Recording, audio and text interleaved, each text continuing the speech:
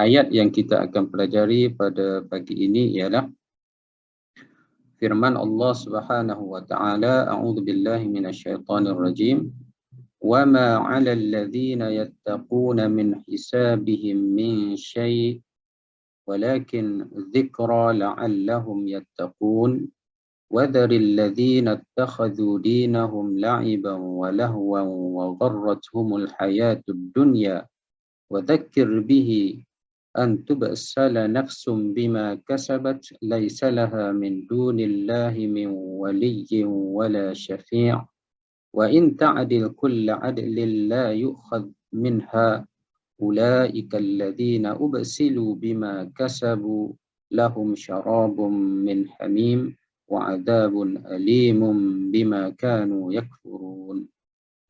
Jadi ayat 69 dan 70 insya-Allah pada hari ini kita cuba i'rab dan juga tafsir secara ringkas. Dan dua ayat ini adalah sambungan ayat yang telah pun kita pelajari pada minggu lepas. Jadi Allah Ta'ala sebut apa? وَعَلَى الَّذِينَ يَتَّقُونَ, dan tidak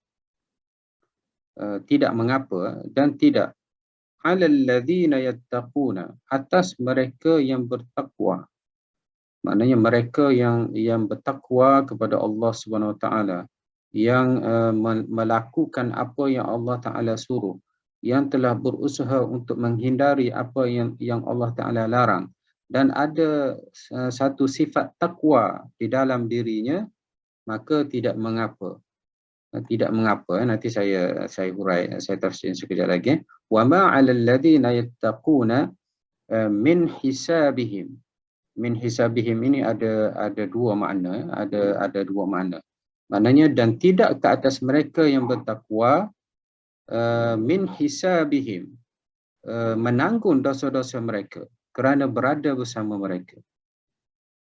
Ataupun tafsiran yang kedua, dan tidak ke atas orang-orang yang bertakwa itu menyekat mereka ataupun bertindak ke atas mereka kerana tidak ada kuasa yang ada pada mereka. Min syai'in, daripada sesuatu, iaitu dosa dan selainnya. Wa ma 'alal ladzina yattaquna min hisabihim min syai'in, dan tidak ada ke atas mereka yang bertakwa. Allah Ta'ala gunakan yattaqun di sini adalah mereka yang telah berusaha untuk menghindari perkara yang Allah Ta'ala larang, dan mereka juga pada masa yang sama melaksanakan apa yang Allah Ta'ala suruh. Jadi mereka ini tidak mengapa ke atas mereka berada di dalam majlis ataupun mendengar persendaan ataupun penghinaan tentang ayat-ayat Allah SWT. Tidak mengapa min hisabihim, sama ada mereka tidak bertindak ataupun menyekat, itu tafsiran yang pertama, ataupun tidak berdosa mereka itu, walakin tetapi zikra, hendaklah mereka memberi peringatan ataupun memberi teguran la'allahum yattaqun, supaya mereka terus bertakwa kepada Allah Subhanahu wa taala. Jadi ayat ini kalau kita lihat dia bercanggah dengan ayat sebelumnya. Ayat ini kalau kita lihat ada percanggahan dengan ayat sebelumnya. Dan juga ayat di dalam surah An-Nisa ayat 140. Nanti kita cuba tengok ayat surah An-Nisa 140. Jadi kita ingat ayat 69 ini dia memberi rukhsah, ataupun dia seolah-olah memberi kemaafan kepada mereka yang bertakwa ini, duduk bersama mereka-mereka yang menghina ataupun mempersendakan ayat-ayat Allah SWT, tetapi mereka hendaklah memberi peringatan kepada golongan tersebut. Itu ayat 69. Dan ayat ini bercanggah dengan surah An-Nisa. Begitu juga dengan ayat 68 yang kita belajar minggu lepas. Surah An-Nisa ini dia bercanggah, ayat tadi bercanggah dengan ayat 140 surah An-Nisa. Kita tengok apa Allah Ta'ala sebut. Allah Ta'ala berfirman, وَقَدْ نَزَّلَ عَلَيْكُمْ, dan sesungguhnya telah turun ke atas kamu, wahai mukmin, wahai manusia, fil kitab, dalam kitab ini, an idza, bahawasanya apabila kamu mendengar ayatillah, ayat-ayat Allah Subhanahu wa taala, yukfaru biha, ayat itu telah diingkarinya, wa yustahza'u biha, dan diejeknya, fala taq'udu ma'ahum, dan jangan kamu duduk bersama mereka. Kan ini ayat ini lagi tegas, fala taq'udu ma'ahum. Jadi ayat 68 tadi ditujukan kepada Nabi Muhammad saja. Kemudian ayat 69 diberikan keluasan kepada orang-orang yang bertakwa, mereka boleh duduk. Tetapi mereka adalah memberi tazkirah ataupun peringatan.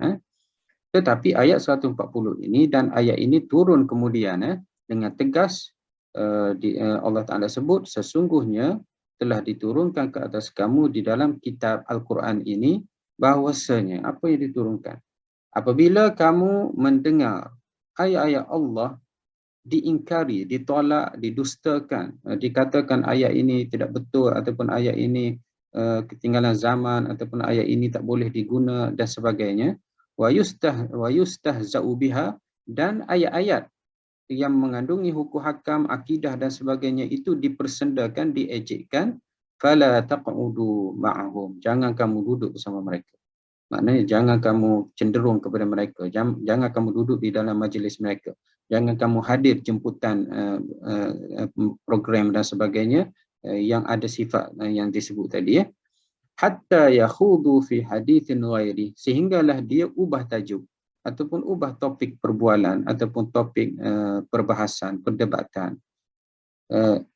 Innakum idzam mithluhum, seandainya hadir juga, sesungguhnya kamu seperti mereka. Maknanya kamu bersekongkong dengan mereka, kamu mendapat dosa seperti mereka, kamu menyokong mereka, kamu tidak terlepas daripada bertanggungjawab ke atas apa yang kamu hadir di dalam majlis tersebut. Kemudian Allah Ta'ala sebut apa? Innallaha jami'ul munafiqin, sesungguhnya Allah Ta'ala mengumpul orang-orang munafik, wal kafirin, dan juga orang-orang kafir, fi jahannam jami'a, di dalam neraka kesemuanya mereka itu dikumpulkan. Jadi seolah-olah mereka yang hadir di dalam majlis ini ada sifat nifaq, bersama dengan orang-orang yang mendustakan ataupun memperlekehkan ayat-ayat Allah Subhanahu wa taala. Jadi ayat ini dengan tegas Allah Taala melarang, dan jika kita balik di dalam ayat yang kita baca tadi, surah Al-An'am ayat 69, Allah Taala memberi keluasan. Jadi ulama mereka bahas, ada yang berpendapat mengatakan ayat 69 tadi, surah Al-An'am tadi, telah dimansukhkan. Maknanya telah dibatalkan hukumnya. Dibatalkan oleh ayat 140 surah An-Nisa. Maknanya ayat itu hanya dibaca, tetapi hukumnya telah dibatalkan, telah dinasahkan, telah diilghaqkan, telah dibuang hukumnya, dan hendaklah hukumnya diamalkan dengan hukum yang baru, ayat yang datang kemudian selepas ayat itu, iaitu surah An-Nisa 140. Jadi itu salah satu pendapat ulama, ada disebut oleh Al-Imam At-Tabari, pendapat salah satunya Ibn Abbas, yang mengatakan ayat itu adalah ayat 69 itu dimasukkan dengan ayat 140. Tetapi ada ulama yang agak baru sekarang ini seperti Ibn Ashur, dia mengatakan tidak, bukan masukh. Dan ini pendapat jumhur ulama bahwasanya ayat 69 itu tidak masukh, tidak dibatalkan hukumnya, tetapi masih lagi boleh diguna, kerana kadang-kadang situasi menyebabkan seseorang itu tidak boleh mengelak. Contohnya kita berada di Malaysia ini, kita ada contoh, kita berada di Malaysia ataupun negara-negara yang umat Islam berkuasa, mereka boleh menjauhi ataupun mengelak. Tetapi cuba bayang umat-umat Islam ataupun orang-orang yang baik, orang-orang Muslim, mukmin, muttaqin yang berada di negara yang Islam tidak menguasai, seperti di negara Barat ataupun di negara-negara yang pemerintahnya kafir. Jadi mereka tidak dapat nak elak. Kadang-kadang di universiti, majlis-majlis mungkin mempersendakan agama, tetapi mereka kalau nak lari pun mereka akan dengar kritikan ataupun apa yang dipersendakan oleh masyarakat tersebut. Jadi ada yang mengatakan ia adalah masukh, dan ada yang pendapat ulama juga mengatakan dia tidak masukh. Ayat 69 yang kita baca tadi. Jadi bagi yang mereka yang mengatakan masukh, dia berpandukan kepada ayat 140. Hujah mereka apa? Hujah mereka berkata, semasa awal dakwah Nabi di Mekah Al-Mukarramah, maka tidak mengapa seseorang Muslim itu berada bersama dengan orang kafir. Di mana orang kafir itu mempersendakan agama, menolak ayat-ayat Allah SWT.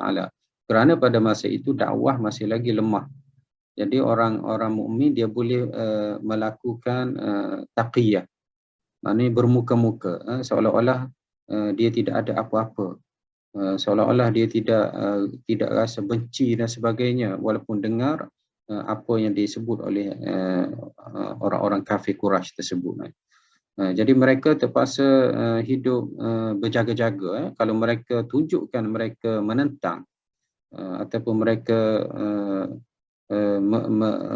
keluar daripada majlis dan sebagainya, kafir Quraisy akan melihat dan tahu mereka itu perlu Islam, lalu diseksa, dihina di pulau dan sebagainya. Jadi pada awal dakwah dibenarkan, tetapi selepas itu apabila Islam hijrah Nabi ke Madinah, Islam itu berkuasa, apatah lagi sekarang ini, maka hukum itu telah dimasukkan, ayat 69 itu, dan yang perlu diamalkan oleh kita ataupun umat Islam sekarang ini ialah ayat 140 surah An-Nisa. Itu pendapat yang pertama. Ada juga pendapat yang mengatakan ia tidak masukh, jadi boleh diamalkan. Nasikh dan masukh itu satu perbahasan ulum Quran. Sesiapa yang belajar tentang tafsir, dia akan temu satu tajuk, iaitu tajuknya nasikh masukh. Nasikh maknanya yang membatalkan hukum, dan masukh yang dibatalkan, yang kena batalkan. Dia ada syarat dia. Pertama sekali, Quran dengan Quran boleh menasahkan. Maknanya nas ataupun sumber hukum dalam agama kita ada Quran, ada sunnah, ada ijma', ada qiyas. Jadi yang dapat menasahkan hukum hakam ini pertamanya Quran dengan Quran, sebagaimana yang kita tunjuk tadi kan. Ayat 69 surah Al-An'am dinasahkan oleh ayat 140 surah An-Nisa. Quran dengan Quran dia boleh membatalkan hukum. Tetapi dia ada syarat lain lah. Antaranya adalah mesti ayat itu datang kemudian, bukan sebelum, datang selepas itu. Kenapa nasikh masukh ini ada dalam hukum hakam ataupun dalam usul fiqh dalam agama kita? Pertamanya supaya tidak bertembung hukum hakam yang bercanggah. Kita tengok ayat ini dia larang, ayat itu dia suruh. Jadi apabila di sana larang, di sini suruh, mana satu yang betul? Jadi ulama kita melihat ayat mana yang turun kemudian, ayat mana yang turun awal. Jadi untuk menyatukan nas ini, dia akan buat satu keputusan berdasarkan kepada usul fiqh ataupun ilmu nasikh masukh itu. Nas yang datang kemudian menasahkan nas yang datang yang sebelumnya. Itulah antara ilmu usul fiqh ini, ilmu nasikh wa masukh ini ataupun nasakh wa masukh. Dan dia mesti nas dengan nas ataupun hadis yang mutawatir, hadis yang kuat, barulah boleh menasahkan ayat Al-Quranul Karim. Tapi kalau ijma' ulama pun tak boleh menasahkan nas Al-Quranul Karim. Jadi kalaulah ulama ataupun kata-kata syekh ataupun kata-kata tok guru itu kita tolaklah. Kalaulah kata-kata dia itu bercanggah dengan Al-Quran, kita tolak terus. Sebabnya kata-kata manusia tidak dapat menasahkan kalamullah Al-Quranul Karim. Jadi nasakh wa mansukh ini pun bukan kata nak batalkan hukum Allah, kita ambil saja mana-mana pendapat, tetapi hendaklah ada ayat juga yang menasahkannya ataupun hadis Nabi yang menasahkannya. Tidak ada manusia kata-katanya, pendapatnya, ilmunya yang dapat menasahkan nas Al-Quranul Karim dan hadis Nabi SAW yang kedua-duanya merupakan wahyu yang diturunkan oleh Allah Subhanahu Wa Taala kepada Nabi kita Muhammad Sallallahu Alaihi Wasallam. Jadi jelas, Ya, ya. Assalamualaikum Ustaz. Waalaikumsalam. Ya, Haji Razlan, sila ahlan. Ya, cuma saya nak tanya lah, kalau apa tu sama ada kaitan kan, tapi di surah Al-Furqan kan, wa ibadur rahman sampai ke ayat 72,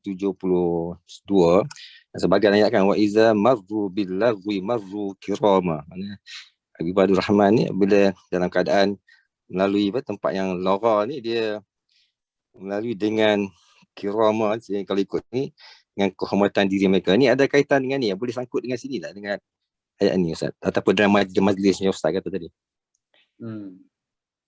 Itu adalah kaitan, banyak ayat-ayat yang ada kaitan, contohnya ayat yang Haji Razlan sebut tadi, dan ayat la tarkanu ilal ladzina zalamu, jangan kamu cenderung kepada orang-orang yang zalim. Kemudian dalam surah Al-Mu'minun, walladzina hum anil laghwi mu'ridun, mereka yang benda lara dia tidak buat, lebih kepada umum, maknanya benda-benda yang lara, sia-sia, mereka tidak singgah, mereka tidak tengok, mereka tidak buat. Dan cuma ayat yang kita belajar ini lagi khusus lah. Dia ada satu larangan yang khas. Ayat surah An-Nisa tadi, fala taq'udu ma'ahum. Jadi arahan yang khas. Jangan duduk secara khusus. Dan juga ayat yang kita belajar tu pun pada ayat yang 67 ini pun sama. Fala taq'ud ba'da dzikra. Allah Taala kata jangan kamu duduk. Dan fa'arid anhum. Jadi semua ini adalah lafaz-lafaz fi'il amar, lafaz-lafaz macam fala taq'ud. La itu nahiyah, lafaz-lafaz nahi, larang. Jadi lafaz larang menunjukkan tak boleh, haram. Lafaz amar, fi'il amar menunjukkan wajib. Jadi wajib kamu jangan duduk. Haram kamu duduk, seolah-olahnya begitu. Jadi ayat yang kita baca ni dia lagi jelas. Adapun ayat-ayat lain tu dia lebih kepada kenyataan biasa, sifat-sifat hamba yang Ar-Rahman, kemudian sifat-sifat mukmin yang berjaya, antaranya benda-benda lara dia tak buat. Dan benda lara ini benda yang sia-sia, tak dapat manfaat di akhirat esok, dan dia adalah harus. Benda harus. Tapi kadang-kadang benda harus ini apabila banyak dilakukan akan mensia-siakan dan boleh membawa kepada dosa. Antara dosanya tidak mensyukuri nikmat Allah SWT dan sebagainya. Adalah Haji Razlan. Ya, cuma satu lagi Ustaz, dalam kalau saya habis sambung sikit dah boleh Ustaz? Bertanya sikit. Ya. Dalam uslub dakwah, saya ada terlibat juga lah dalam dakwah-dakwah ni kan, dengan negeri. Jadi kita bila interface ni, jadi selalu bila macam Christmas ke, dia jemput kita lah. Jadi NGO kita selalu pergi. Dia pergi, ada semualah, macam Islam ada, India ada, Buddha ada kan. Dan dia selalunya sebelum dia punya sembahyang tu, in fact dia sediakan tempat sembahyang kita waktu maghrib pun, dia sediakan tempat sembahyang, tapi bukan dalam gereja lah, kat ruang terkeluar kan.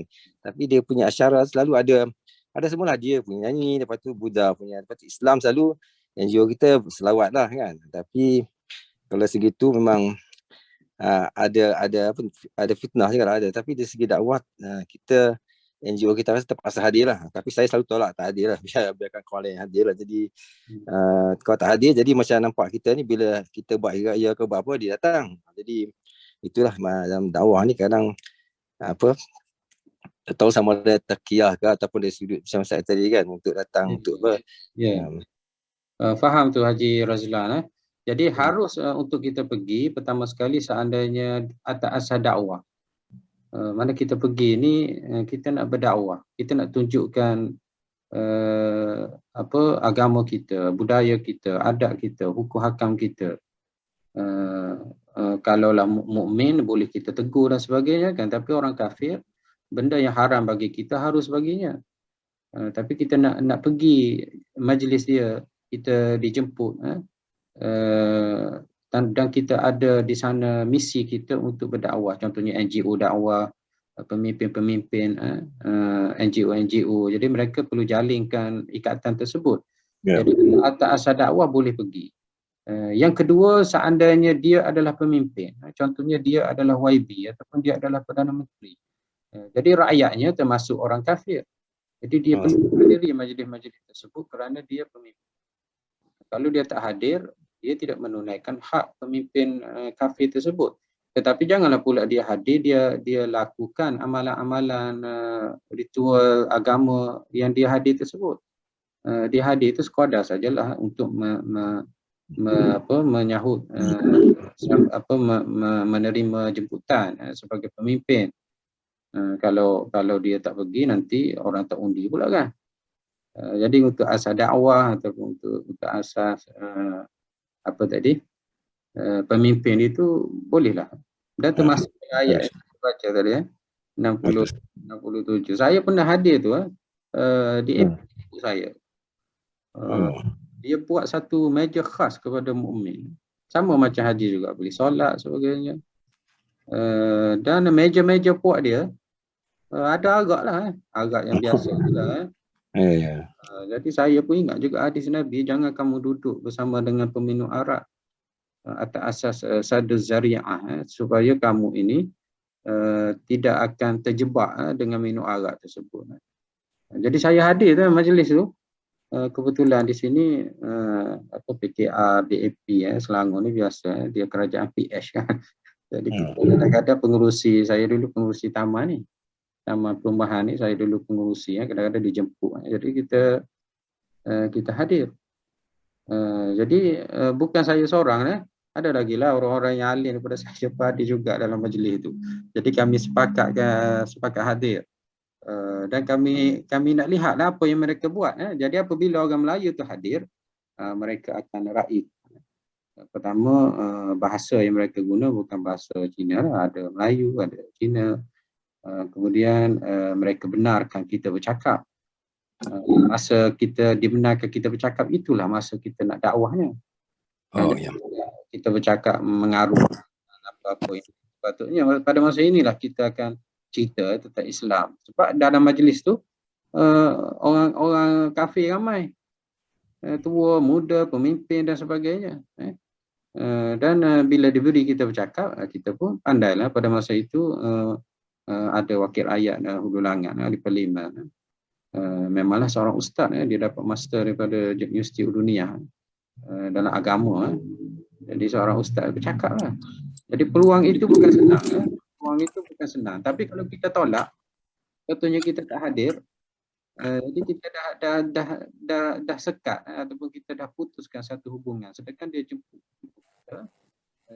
kita, dan dia buat pun di tempat kita. Dan dia jemput kita, dia buat di tempat kita, di mana tempat ini adalah dikuasai oleh mukmin. Dikuasai oleh, kalau kita wakil rakyatnya mukmin. Jadi kalaulah wakil rakyat tu tak pergi, kemudian pimpinan persatuan pun tak pergi, jadi mereka kata, orang di sini semua mukmin, semua tak datang program kita. Semuanya tolak kita dan sebagainya. Tapi majlis itu tak adalah tari menari dan sebagainya, dia lebih kepada ucapan saja. Majlis saya pun tak ingat majlis apa pada masa itu. Titik dana ke Allah. Jadi tak dapat tidak Jeruzlan, kadang-kadang kita ini kena terlibat juga. Inilah keadaan negara kita, berbila bangsa, berbila agama. Kita hendaklah banyak bertoleransi, banyak bertolak ansur.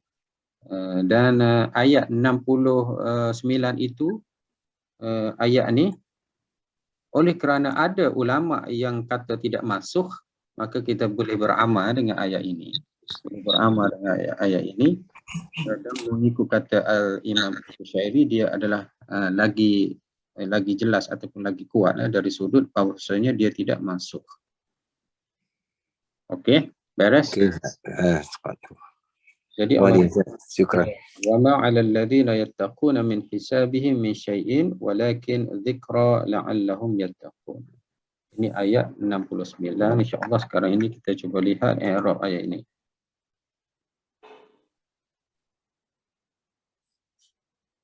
Okey, wa 'atifah. Wa 'atifah. Maknanya waw ini dia ada merujuk kepada ayat sebelumnya. Wa ma 'alal ladzi, jadi kita boleh lihatlah ayat sebelumnya Allah Taala larang Nabi kita duduk. Dan orang-orang yang beriman pula. Jadi kalau lihat kepada ayat 69 ini, bagi pendapat yang mengatakan ayat 68 itu khas kepada Nabi, maka dia agak lagi kuat. Jadi dia kata apa? Ayat 68 itu khas kepada Nabi saja. Tapi kalau orang bukan Nabi, ataupun dia bukan ustaz, dia bukan ulama, orang-orang biasa saja, maka pada masa ini boleh beramal dengan ayat 69. Maknanya dia orang biasa, tidak ada kuasa, tidak ada ilmu. Jadi dia hadir, tapi pada masa yang sama jangan lupa Allah Taala sebut walakin dzikra la'allahum yattaqun. Jangan lupa untuk berdakwah tu, untuk menyatakan, untuk menyata ini tidak betul ni. Tari menari, buka aurat, ini tidak betul. Ataupun kalau ada ayat-ayat Allah dipersendakan, hukum hakam dipersendakan, kita bagi tahu ini tidak betul. Jadi dari sudut itu kena ada. Jadi wa atifah ma nafiyah. Ma ini adalah huruf nafi. Nafi nafiyah, ada nafiyah ya'malu amala laisa, tapi nafiyah di sini dia tidak beramal. Dia bukan seperti makna laisa. Dia hanya nafiyah biasa saja. Alal ladzina muta'alliqani bimahdhuf. Dia adalah bergantung muta'alliqani dengan satu rukun ayat yang tidak disebut di sini, iaitu khabar muqaddam. Khabar muqaddam ini ada di sini, wa ma 'alal ladzina. Jadi sebelum ala itu ada khabar muqaddam. Tetapi tidak disebut di dalam ayat ini. 'Alal ladzi itu bergantung kepada khabar tersebut. Mungkin kita boleh takdirkan dan tidak ada, ataupun tidak berdosa, ataupun tidak ada tidak ada tindakan apa-apa saja yang sesuai. 'Alal ladzina yattaquna, ke atas mereka yang bertakwa. Takwa di sini mereka yang takut kepada Allah SWT. Jadi 'alal ladzi ini jar wa majrur, dia hendaklah ta'alluq kepada perbuatan sama ada fa'il ataupun masdar ataupun isim fa'il ataupun yang seumpamanya. Jadi dia ada tempat bergantung. 'Alal ladzina muta'alliqani bimahdhuf khabar muqaddam. Boleh kita takdirkan maujudun ataupun mustaqirrun, ataupun apa-apa makna yang sesuai, qaimun dan selainnya. Yattaquna mudhari'.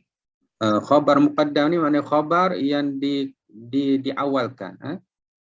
Dalam rukun ayat dia ada mubtada khabar. Sebelum ini saya dah huraikan ayat kata nama, ayat yang bermula dengan isim, dia ada mubtada dan khabar.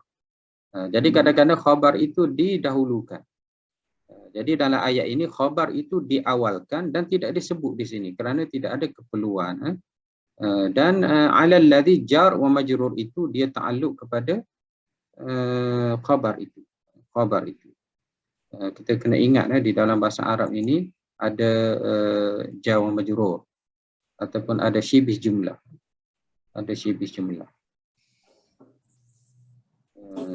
Contoh saya sebut ayat Zahaba Muhammadun ila suq. Muhammad pergi ke pasar. Jadi zahaba fi'il, Muhammadun fa'il. Jadi ini rukun dia, fa'il. Zahaba perbuatan, pergi. Siapa yang pergi? Muhammad. Kemudian ada jar wa majrur. Jadi jar wa majrur ini dia perlu merujuk kepada fi'il sebelumnya. iaitu zahaba. Kalau kita buang ayat ni, kita sebut kita sebut zahaba saja, kita sebut zahaba saja, kita sebut ila suq saja. Ila suq, ke pasar. Jadi ayat ila suq ini dia tak sempurna maknanya. Tidak lengkap. Ada makna ke pasar, tetapi dia tergantung. Dia tidak ada tidak memberi makna yang jelas. Jadi perlu ada tempat dia bergantung. Jadi dia bergantung kepada ayat lain, zahaba Muhammadun tadi. Jadi ila suq. Sama juga macam ayat tadi. Ayat tadi ala alladhi. Alladhina. Alladhi ini adalah jar dan alladhina itu majrur, jar wa majrur. Jadi bila jar wa majrur, dia perlu ada ayat sebelumnya. Dia perlu ada tempat bergantung. Mungkin kita boleh takdirkan mawjud ataupun mustaqirrun, ataupun perkataan yang sesuai dengan makna. Jadi alalladhi ini bergantung kepada ini, perkataan ini. Dia mesti ada tempat bergantung, jar wa majrur. Kadang-kadang nampak, kadang-kadang tak nampak. Contoh yang tak nampak biasa kita sebut Muhammadun amama masjid. Muhammad di depan masjid. Ataupun kalau saya tak nak guna amama, saya guna fi. Muhammad fi masjid. Jadi Muhammad ini dia adalah mubtada. Mubtada. Kemudian selepas itu jar wa majrur, jar wa majrur. Amama ataupun fi masjid ini zaraf. Zaraf ini dia mudhaf, masjid itu mudhaf ilaih. Jadi apabila dia mesti ta'alluq. Ta'alluq kepada apa? Mesti ta'alluq kepada, kadang-kadang dia itu tak ada di sini. Contohnya di sini khabar dia mahzuf. Mustaqirrun, takdirnya mustaqirrun. Ataupun mawjudun macam atas juga. Muhammad ada depan masjid ataupun Muhammad ada dalam masjid. Jadi mawjud ini tidak ada, tidak disebut. Mahzuf, dibuang. Tapi sebenarnya dia ada. Dan amama ataupun fi masjid inilah tempat dia bergantung, tempat dia merujuk. Sama juga dalam ayat alalladzina tadi. Jadi alalladzina tadi dia adalah jar wa majrur muta'alliqun bi khabar muqaddam mahdhuf, yang tidak disebut khabar muqaddamnya. Okey. Kemudian yattaquna mudhari' marfu' bi thubutin nun. Fi'il mudhari' yattaquna dan hukumnya adalah marfu', dan marfu'nya dengan ada nun kat depan, kat belakang dia tu. Nun itu adalah tanda marfu' dia. Wal wawu fa'ilun, waw jamaah pada yattaquna itu adalah pelaku, fa'il. Jadi yattaquna ini waw jamaah itu adalah hum di dalamnya, hum mereka. Mereka itu sudah pastilah mukmin. Kalau bukan mukmin dia tidak bertakwa. Dan inilah yang dijadikan hujah kepada orang yang mengatakan bukan khas untuk Nabi. Jadi ayat 68 itu walaupun ditujukan kepada Nabi, dia kata termasuk juga mukmin. Apa hujahnya? Hujahnya yattaquna ini. Dia kata kalau sebenarnya Nabi lah yang paling bertakwa, dia kata. Jadi ayat 69 ini bukan kepada mukmin sahaja tetapi juga termasuk Nabi. Jadi ayat 68 larangan kepada Nabi dan juga kepada umat Nabi Muhammad, dan ayat 69 itu pun sama. Walaupun disebut yattaqun iaitu mukmin dan orang yang paling bertakwa adalah Nabi SAW. Jadi ayat 69 ini pun termasuk juga Nabi. Jadi kalaulah terpaksa duduk ataupun tidak dapat maka dia kena duduk. Tetapi pada masa yang sama jangan lupa untuk memberi peringatan dengan larangan Allah Subhanahu wa taala. Jadi yattaquna ini adalah mereka yang berjaga-jaga, bukan mereka yang suka nak hadir. Jadi kalaulah seseorang itu memang dia gemar ataupun suka hadir majlis yang lara, majlis yang hina, majlis yang maknanya kadang-kadang setengah orang ini dia tak kira majlis apa. Yang penting ada makanan, ada kambing bakar, ada apa-apa yang sedap, dia pun pergilah. Kiralah majlis itu majlis apa siapa anjur pun tak kira. Yang penting perutnya kenyang, dia pun pergi. Tapi ada orang dia jaga-jaga. Makanan dia nak makan ini haram ke tidak haram. Majlis yang dia nak pergi ini adakah majlis lara, majlis maksiat. Jadi dia lihat pada sisi itu. Jadi orang yang bertakwa ini orang yang dah jaga batas-batas yang Allah Taala larang, dan dia cuba buat apa yang Allah Taala suruh. Tetapi dia terpaksa juga pergi, terpaksa juga dengar, terpaksa juga hadir. Pada masa ini dia boleh hadir, tetapi hendaklah dia mengingatkan apa yang dilakukan itu adalah tidak betul. Paling tidak pun hatinya menolak. Dan kalau dia ada kuasa, dia keluar daripada majlis itu apabila tiba slot ataupun agenda ataupun cara yang maksiat. Okey, marfu' disebutin nun wa waw wal wawu fa'ilun. Waw pada yattaquna. Fi'il mudhari' ini dia ada fi'il 5, af'alul khamsah. Af'alul khamsah.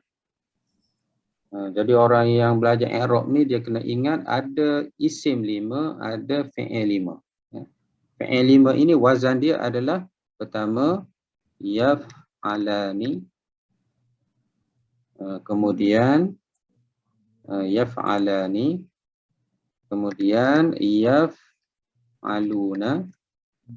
kemudian taf'alani, kemudian taf'aluna, kemudian taf'alina. Ini 5 fi'il. Fi'il 5 ini adalah fi'il yang di hujungnya ada huruf tambahan. Ada huruf tambahan. Maaf, sekejap. Di hujungnya ada huruf tambahan. Yaf'alani, yaf'aluna, taf'alani, taf'aluna, taf'alina. Tengok di hujung dia ada huruf-huruf yang ditambahkan. Semuanya ada huruf. Alif nun, waw nun, alif nun. Semua ini adalah huruf yang ditambah pada belakang fi'il itu, pada hujung fi'il itu. Jadi fi'il yang 5 ini, huruf alif tu, huruf alif yang kita jumpa, yaf'alani, yaf'alani, alif sebelum nun tu kan, yaf'aluna, kemudian taf'alani, kemudian taf'aluna, yang terakhir ni taf'alina. Dia ada huruf alif. Alif itu yang alif ni kita panggil alif tasniyah. Alif yang menunjukkan dua. Maknanya fi'il itu pelakunya ada dua orang. Tak kira lah yaf'alani, dia berdua, ataupun taf'alani, kamu berdua. Kalau ta ni adalah kamu, kalau ya ini adalah dia. Jadi kalau ada alif itu maknanya alif tasniyah. Kalau ada waw, waw itu kita panggil wawul jama'ah. Waw jama'ah. Waw menunjukkan ramai, iaitu mereka. Jadi kalau yaf'aluna, mereka. Kalau taf'aluna, kalian, kamu semua. Ini adalah waw, ini kita panggil wawul jama'ah. Itulah yang dalam i'rab tu dia sebut apa? Dia sebut waw wawul fa'il. Maknanya wawul jama'ah itulah fa'il. Pelaku, maknanya mereka ataupun kalian, kamu semua. Kemudian kalau ya taf'alina ni, ya ini dia panggil ya apa? Dia panggil ya al-mukhatabah. Maknanya ya itu maksudnya anti. Jadi kalau disebut taf'alina maknanya awak perempuan seorang. Ya'ul mukhatabah maknanya anti. Jadi semua itu ada makna. Kemudian di hujungnya semua ada nun. Ada nun kan, taf'alani, taf'aluna, taf'alani, taf'aluna, taf'alina. Dan nun itu adalah alamatu, tanda al-i'rab. Yang kita dok belajar i'rab Quran itu. Al-Quran ni antaranya adalah kita belajar nun ni lah. Nun ini adalah tanda i'rab. Saya kecilkan sikit. Jadi tanda i'rabnya adalah nun. Apabila tanda i'rabnya adalah nun, kadang-kadang nun ini tak ada, tidak disebut. Contohnya yaf'ala ni semua ni, saya letak sebelumnya an. Saya letak an. Jadi bila ada an, jadi nun itu dibuang. Jadi an yaf'ala, an taf'ala, an taf'alu, an taf'ali, semuanya dibuang. Ada nun asalnya, tetapi oleh kerana sebelumnya ada an, maka nun itu dibuang. Jadi nun ini adalah tanda i'rab. Apabila dia ada nun, kita panggil nun itu ada, kita panggil thubut an-nun, ada nun. Jika nun tu tak ada, dibuang seperti an tadi, kita panggil hadfi an-nun. Bila nun tu dibuang, bila nun itu dibuang, kita panggil hadfi ataupun hadfu an-nun.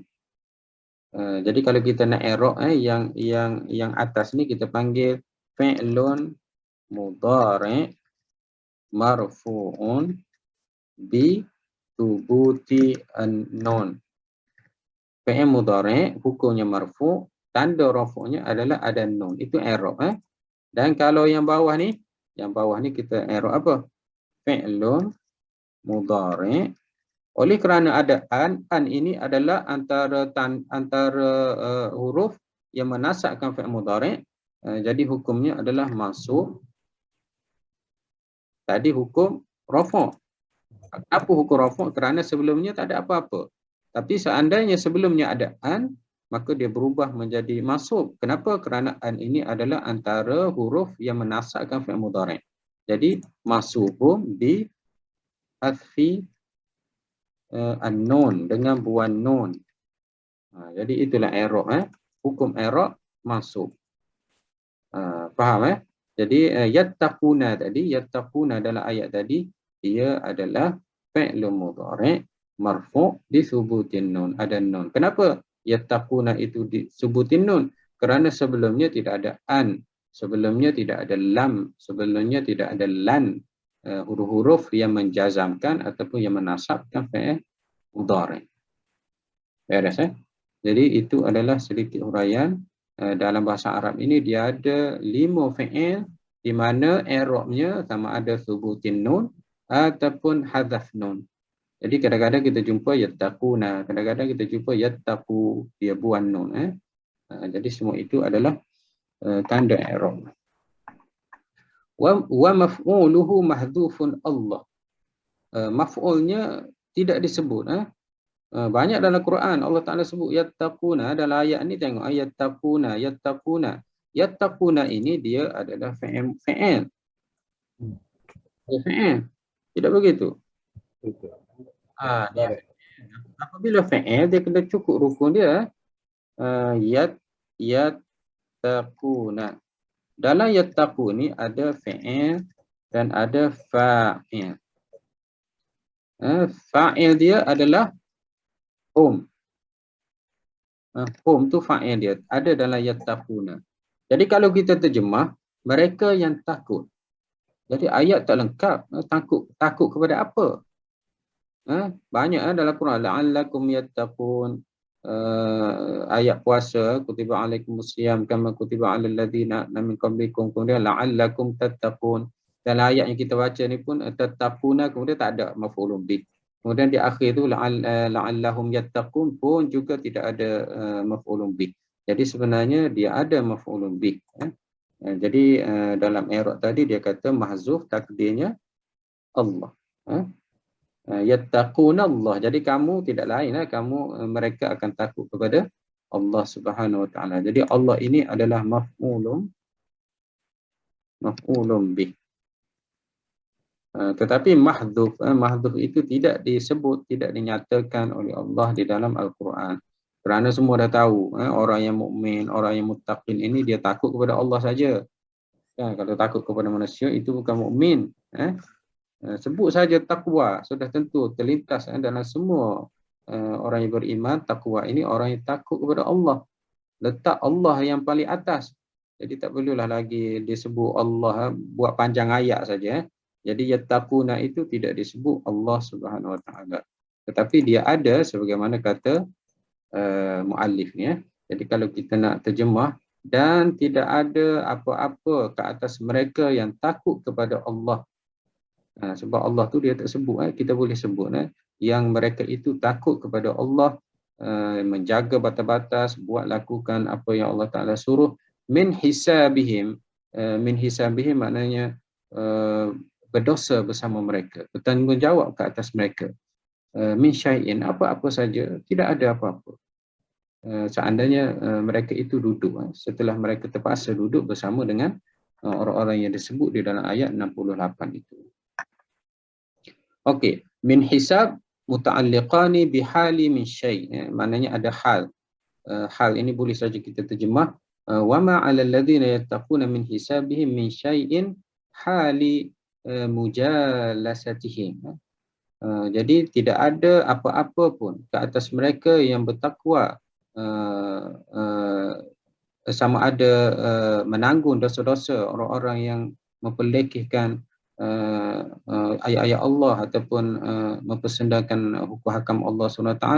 Tidak ada apa pun ke atas mereka min syai'in, sesuatu, dalam keadaan hala, dalam keadaan mujalasatihim, mereka itu duduk bersama mereka.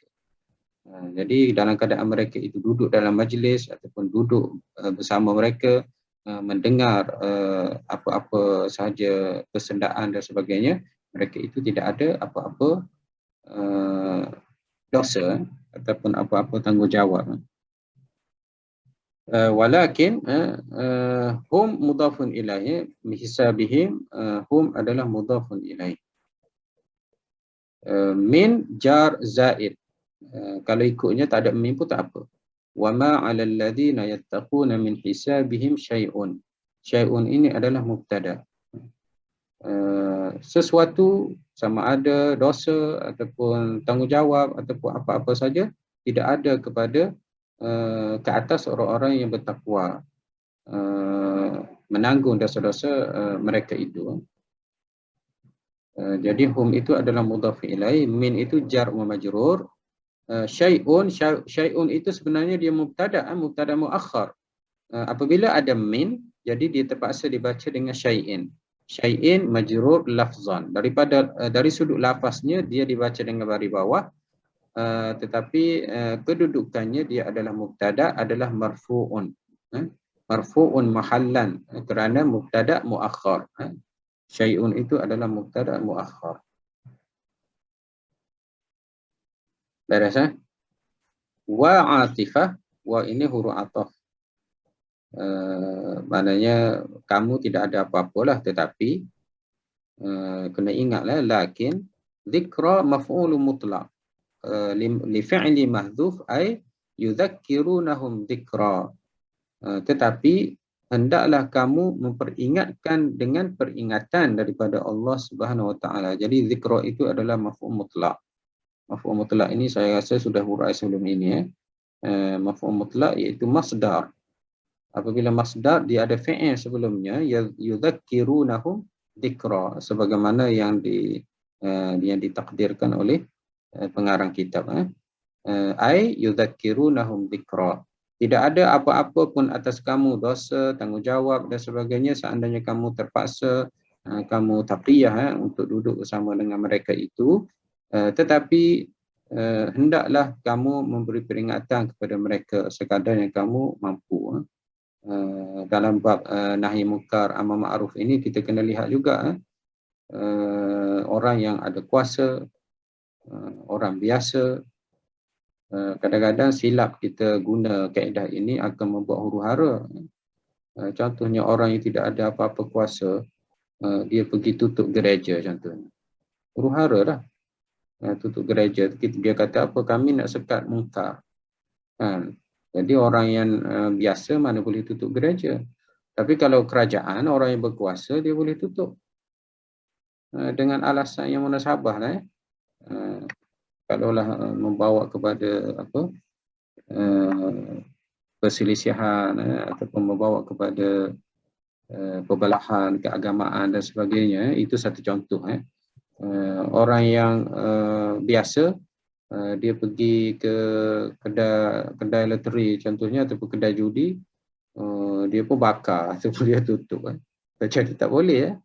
Tegah muka juga, tapi nak tutup dan sebagainya, ini yang hendaklah pihak berkuasa. Jadi seseorang itu bila ada kuasa dia ingkar dengan tangannya. Bila ada kuasa dia boleh ingkar dengan mulutnya. Macam ustaz-ustaz dan kebanyakan daripada kita boleh ingkar dengan mulut. Kita kata ini tak betul. Kita sebarkan dalam YouTube ataupun sebarkan di dalam Facebook. Apa-apa yang tidak betul. Kita boleh nyatakan kebenaran tersebut. Selama mana apa yang kita nak nyata itu berkaitan dengan perkara yang umum, bukan perkara yang peribadi. Adapun kita nak serang peribadi tak boleh. Kita nak kata kamu tak pakai tudung sebagainya, kita caci ataupun kita tegur di dalam Facebook, tak boleh. Itu adalah dosa-dosa yang peribadi. Dosa peribadi kita kena pergi jumpa dia. Ataupun kita WhatsApp dia, kita telefon dia.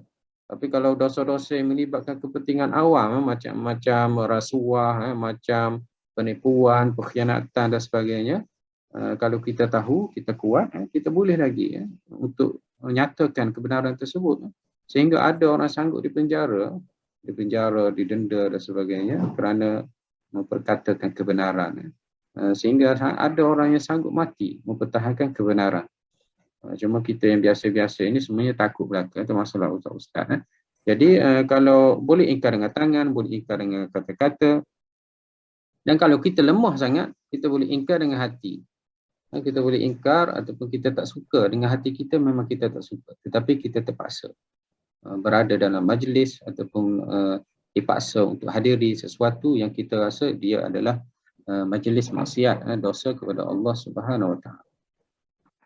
Okey, lakin zikra maf'ul mutlaq li fi'li mahdhuf ay yudzakkirunahum dzikra la'allahum yattaqun, sama juga dengan la'allahum yafqahun. Ayat sebelum ini la'alla ini adalah li ta'lil, maknanya moga-moga. La'alla ini ada dalam istilah nahwu, dia sebut li tamanni wa li tarajji. Kalau laita dia li tamanni, sesuatu yang kita tak boleh capai.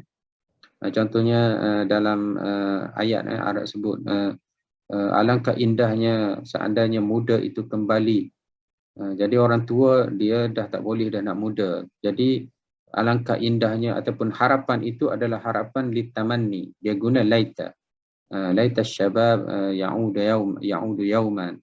Alangkah indahnya seandainya muda itu kembali satu hari.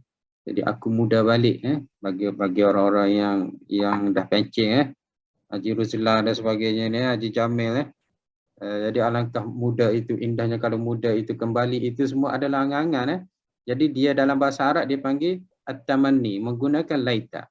Tapi kalau guna la'alla, sesuatu harapan yang boleh dicapai. Jadi Allah Ta'ala sebut di sini, semoga mereka itu bertambah ataupun terus bertakwa kepada Allah Subhanahu Wa Ta'ala. Jadi la'alla ini adalah dita'lil ataupun ditamanni. Semoga mereka itu selepas mendengar tazkirah kita, mereka itu bertakwa seperti kita. Tapi kalau kita duduk senyap, tak cakap apa-apa, maka kita bersekongkol ataupun kita bersama dengan mereka. Sama juga di sini, yattaquna tidak ada maf'ulun bih. Jadi kalau kita nak takdirkan, kita boleh letak Allah. La'allahum yattaquna Allah. Jadi itulah sedikit sebanyak tafsiran dan i'rab ayat 69. Dan ayat 70 ni agak panjang. وَذَرِلْ الَّذِينَ اتَّخَذُوا دِينَهُمْ لَعِبًا وَلَهْوًا. Dan ayat 70 ini juga ada kaitan dengan ayat 68 dan juga 69. InsyaAllah ayat 70 ini kita sambung minggu depan insyaAllah subhanahu wa ta'ala. Ini soalan Ustaz. Assalamualaikum Ustaz. Waalaikumsalam. Tadi Ustaz kata litamani dan la'ala tu litamani wa dirajai di Taraji saya tahu taraji. Dalam bahasa Arab dia ada uslub. Uslub mana gaya bahasa. Uslub at-tamanni menggunakan laita. Dan uslub at-taraji menggunakan la'alla. Jadi kalau guna la'alla itu adalah tamanni. Taraji. Taraji ni maksudnya sesuatu itu boleh dicapai.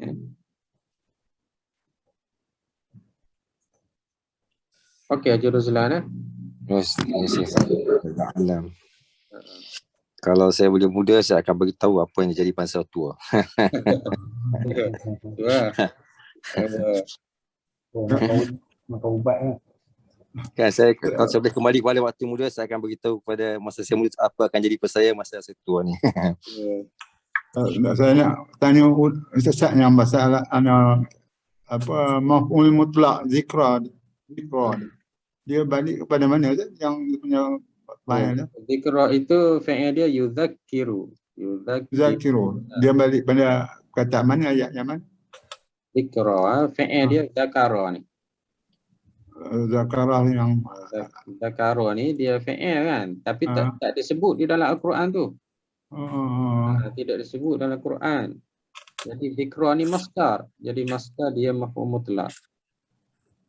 Fi'il, kemudian fa'il, kemudian yudzakirunahum, ada maf'ul kat situ, maf'ulun bih. Kemudian zikra itu zikra adalah masdar dan dia adalah maf'ulun mutlak. Maf'ul mutlak pada yudzakiruna.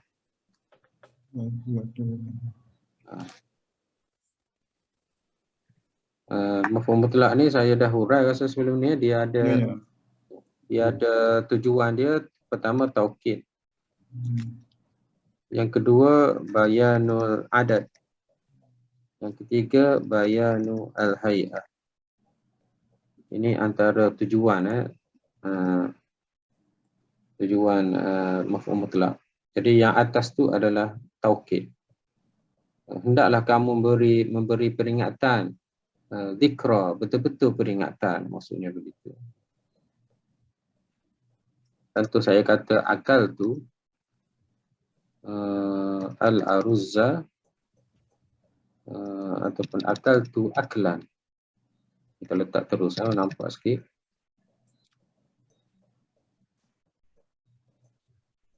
Aklan, saya makan aklan. Mana aklan ini betul-betul makan. Ini adalah maf'ul mutlak. Kemudian saya kata akal tu aklatan. Saya letak ta di hujung tu. Aklatan itu dia menerangkan satu kali saya makan. Kalau nak bagi tahu dua kali, aklataini. Dua kali saya makan. Kemudian kalau nak menerangkan hay'ah, akal tu aklal apa, orang yang makan bersopan santun, aklal ulama lah. Ulama dia mesti tak gelojoh makan kan. Ini menerangkan keadaan saya makan. Akal tu aklal ulama. Saya makan seperti keadaan ulama, orang alim makan. Makan sikit ataupun ada juga orang alim makan banyak tetapi tak apa, kita buat di sini sekadar contoh saja. Beres Ini contoh maf'ul mutlak. Kebanyakannya digunakan untuk memberi makna taukid, menguatkan fi'il. Akal tu saya makan. Aklan, betul-betul makan. Akal tu saya makan. Menerangkan bilangan, aklatan, satu kali makan. Jangan tuduh saya, semua ni saya makan. Satu kali saja saya makan, contohnya. Bayanu hay'ah, akal tu aklal ulama. Saya makan seperti ulama makan. Ataupun aklal wazir, seperti menteri makan. Seperti budak-budak makan dan selainnya. Okey, ada soalan lagi? Yang tulis atas tadi tak dapat. Tak sempat tadi. Apa Profesor? Yang atas tadi yang tak tulis tu. Tak sempat tulis. Oh ya, uslub tamanni, uslub taraji tu. Nun tu kan atas nun. Oh non. Ni fi'il khamsah al-af'al khamsah.